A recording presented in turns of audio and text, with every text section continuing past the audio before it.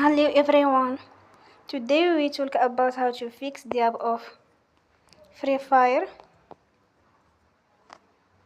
We will go to settings. Then we click on apps. After that you will search the app Free Fire. And you will click. You will on for stop. After that you will go to storage. Then we click on clear cache. In the end, turn your phone and you will recharge your phone again. Don't forget to support us by like and subscribe. See you next time and thank you for watching.